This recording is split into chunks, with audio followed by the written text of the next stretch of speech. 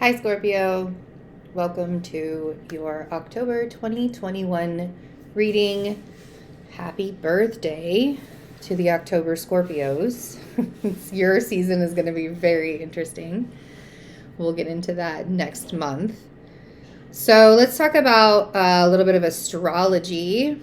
We're going to have Mercury retrograde from September 26th, late September 26th until October 18th, and then the post shadow period before Mercury moves into Scorpio. We'll have that post shadow period until November. So Mercury's going to be in Libra until November 5th when he finally moves into your sign. So what does that mean for you guys? Well,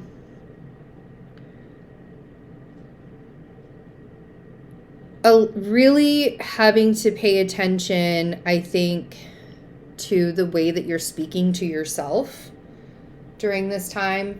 That's going to be a big deal for you. And really paying attention to the conversations that you're having with other people. Having Mercury in this position for so long for you guys, and the funny thing is for Scorpios, you can handle the depths. You can handle those really tough emotional feelings, and you can sit in that. But this is going to be a long time happening in the energy where it is for you. And then Mercury's even going to be opposing Chiron, so having Mercury in the position that it is for you guys, on top of that opposing Chiron, I want you to make sure that you are communicating with people. I don't want you to get so locked up in yourselves that it becomes a mental issue. Reach out if you need to. Talk to your friends. If you're not doing well, make it known that you're not doing well before it gets to that point to where you just want to shut down and you don't want to talk to anybody.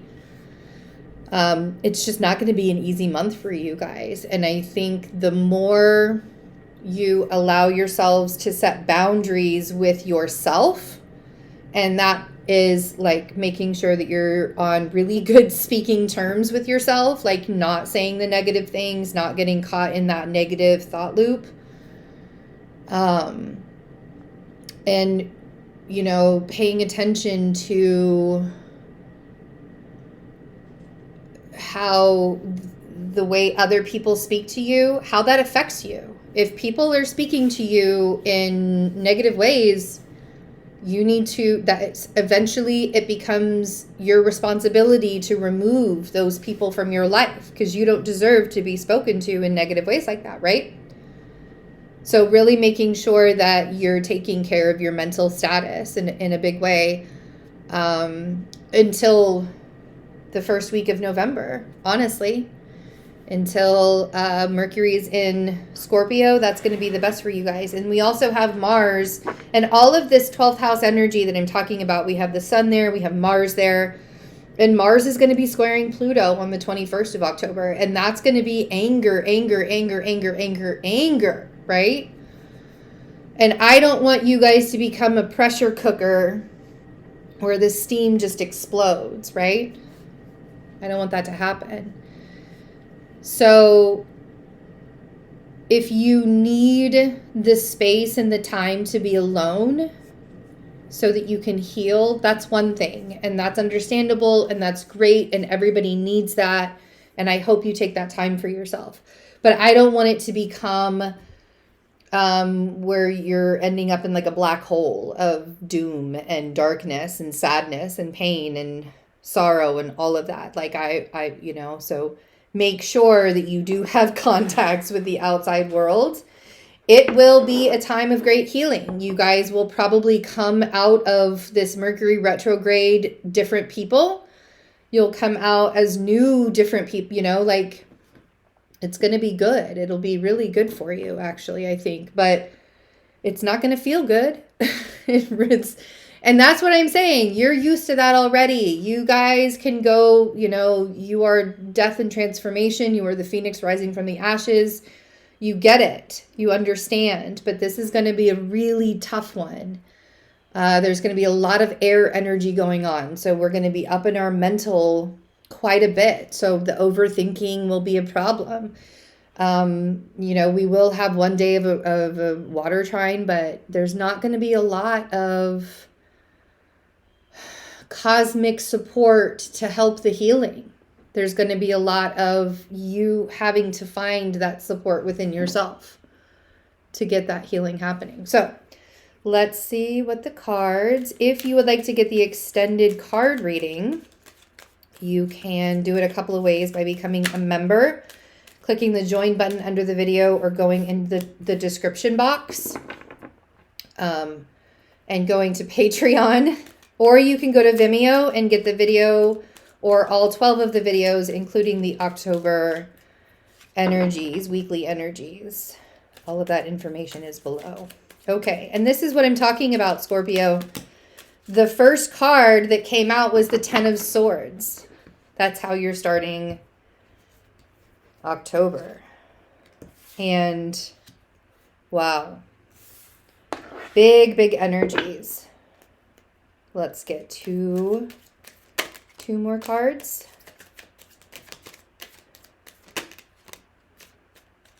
Okay.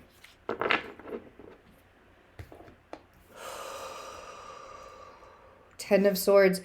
The reason why it has to end, the reason why you have to go, and the reason why it has to end painfully. And I know it doesn't feel fair. And I know that it feels like, why do we have to go through such catastrophic things in order to understand a lesson or to get a lesson? And the reason, and this is my belief, right?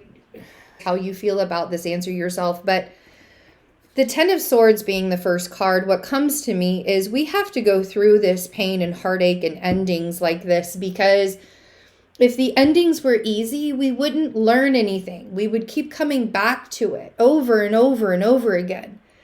And for me, because I have been through so much, right, that sometimes the endings have to be extremely painful in order for me to get it. To be like, oh, wow, this isn't for me. This isn't the ending. And I'm saying that because you guys feel on that kind of deep level as well. So we have the Ten of Swords. But the reason why this had to happen, it had to push you forward. We have the Chariot and the Star. And then on the bottom, we have the Moon, the Three of Cups, and the Seven of Wands. So the ending had to be really painful. And so we're moving past that. Maybe you're still sitting in it. Maybe it hasn't happened quite yet, but you can feel it coming. This kind of ending doesn't just show up, poof, like it's not just a shock. This kind of ending is that thing that's been building and building and building and building. And finally, it expired. It needed to go. So, but it catapulted you forward. And it's moving you forward into the dream. So the Chariot and the Star, and both are really, there's a lot of balance involved in both of these cards. If you look at the yin and the yang, the black and the white of the Sphinxes here.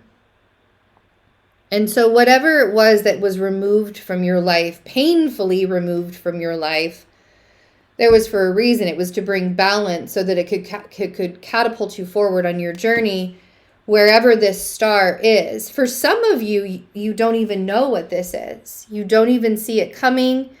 You can't even fathom that something good could happen after such a terrible loss.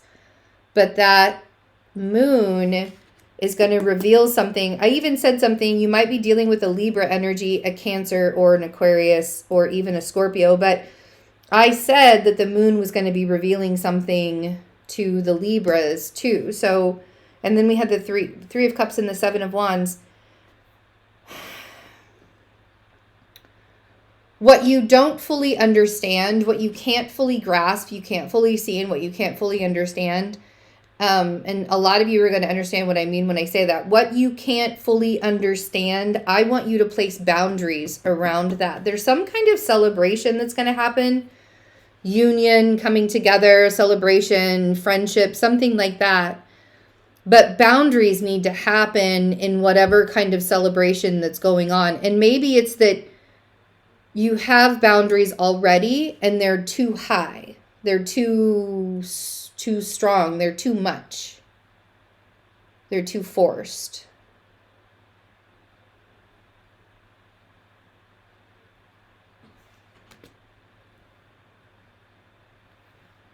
So in the extended, we're going to see what this journey, what's opening up for you, because you've made space. That's what this 10 of Swords was coming into the reading. You've made space for part of your journey to open up to you, dealing with a Cancer, Aquarius, or a Scorpio. Another year Scorpio, but it could be even a Pisces too. Anyway, I will see you guys in the extended. I hope you have a wonderful October. Bye.